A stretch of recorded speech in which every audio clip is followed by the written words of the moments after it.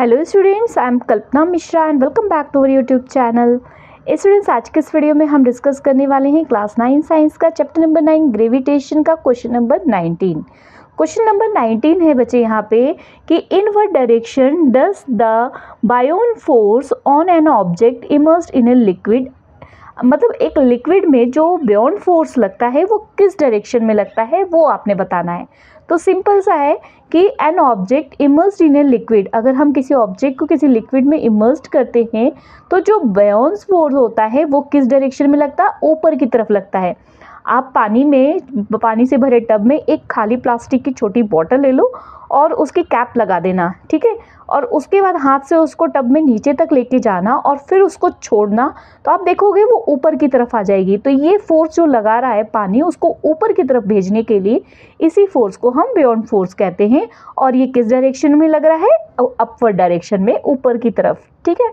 Next question है why does a block of plastic release under water come up to the surface of water. यहाँ बोल रहे अगर आप प्लास्टिक का एक ब्लॉक लो और उसको पानी के अंदर जब हम डालेंगे तो वो फिर से वाटर के सरफेस पे आ जाता है, क्यों? तो as density of the plastic is less than the density of water.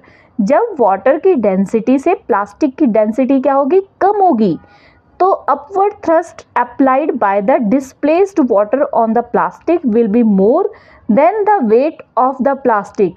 तो प्लास्टिक के वेट से जो उसको ऊपर की तरफ धक्का दे रहा है ना फोर्स, जो अपवर्ड थ्रस्ट फोर्स है, जो ऊपर की तरफ धक्का देने वाला फोर्स है, वो फोर्स उसका ज़्यादा होगा।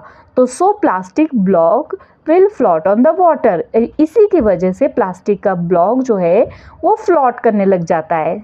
मतलब कुल मिला के आप याद रखो कि जिसकी डेंसिटी ज़्यादा होगी वो नीचे श्रिंक करेगा और जिसकी डेंसिटी कम होगी वो ऊपर जाके क्या करेगा, फ्लोट करने लगेगा, ठीक है। देखो वाटर की अगर डेंसिटी ज़्यादा होती तो प्लास्टिक क्या करेगा, ऊपर तैरने लग जाएगा। वाटर की डेंसिटी कम है और ऑब्जेक्ट की डेंसिटी ज़्यादा है तो वो नीचे क्या हो जाएगा, श्रिंक हो जाएगा, मतलब डूब जाएगा, ठीक है। नेक्स्ट देखते हैं हम क्वेश्चन नंबर 21। क्वेश्चन नंबर 21 है हमारा the volume of 50 gram of a substance is 20 centimetre cube. यहाँ पे आपको वॉल्यूम दिया हुआ है 50 ग्राम किसी सब्सटेंस का, वो दे रखा है 20 centimetre cube.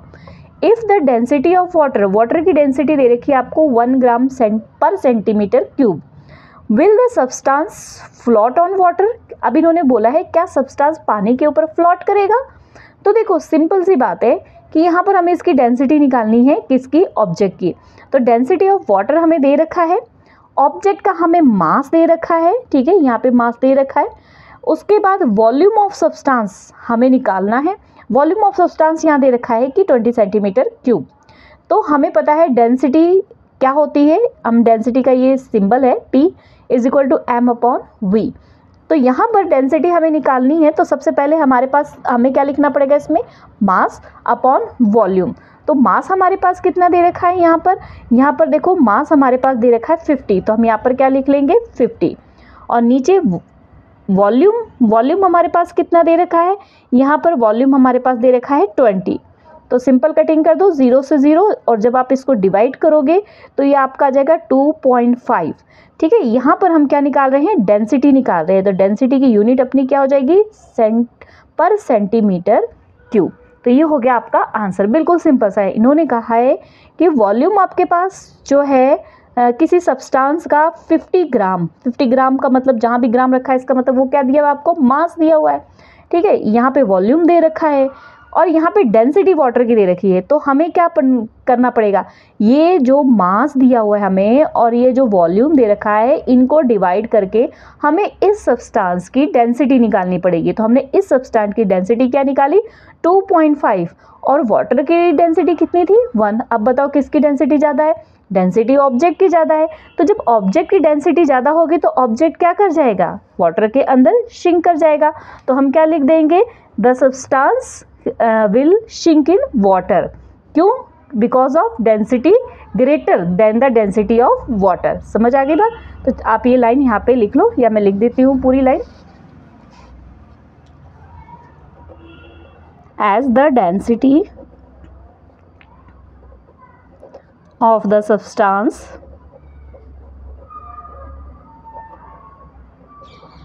is greater than the density of water, the given substance will shrink in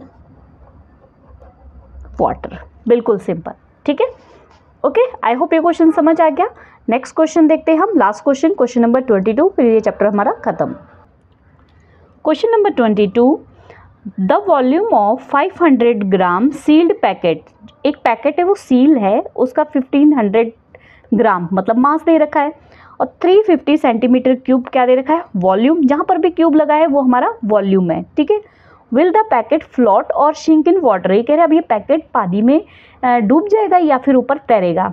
if the density of water, water की डेंसिटी दे रखी है 1 ग्राम पर centimetre cube, what will be the mass of the water displace by the packet. जब हम इस packet को water के अंदर डालेंगे तो कितना पानी जो है उसमें से बाहर आएगा, ये भी बताना है, ठीक है। मान लो ये हमारे पास एक वाटर है यहाँ पे, तो इस वाटर में जब हम इस पैकेट को डालेंगे तो ये कुछ ना कुछ वाटर क्या होगा, बाहर निकालेगा। हमें ये भी बताना है कि कितना वाटर बाहर निकाल रहा है, और ये भी बताना है कि ये शिंक हो रहा है, नीचे डूब रहा है या फिर ऊपर तैर रहा है।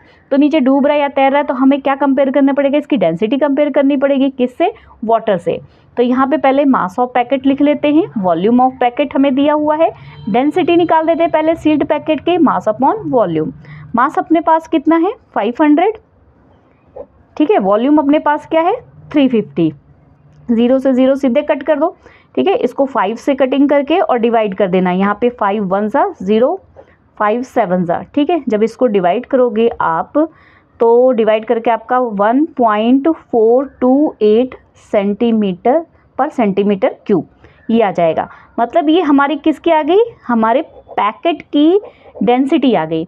तो पैकेट की डेंसिटी 1.428 है और वाटर की डेंसिटी 1 ग्राम है, ठीक है। तो अब ये बताओ कि किसकी डेंसिटी ज़्यादा है, ज़्यादा डेंसिटी तो हमारे पैकेट की है ना, तो पैकेट क्या हो जाएगा, उसके वाटर के अंदर शिंक हो जाएगा। तो इसमें हमने सिंपल सी पहले तो इसी लाइन को लिख देना है कि the density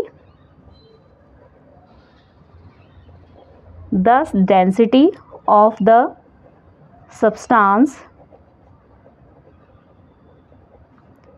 is more than the density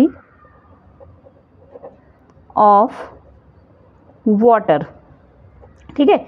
इसलिए क्या है, it will be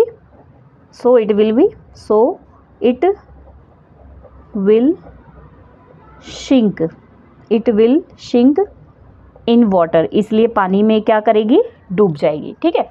ये तो हमने डूबने का लिख लिया। अब हमें बताना है कि जब वो डूबी तो कितना पानी बाहर गया। तो देखो क्या होता है, जो मास, जितना वाटर का, जितना पैकेट का मास होगा उतना ही पानी क्या होगा, बाहर जाएगा, ठीक है। तो हम यहाँ पे लिख सकते हैं उसके लिए लाइन, द मास ऑफ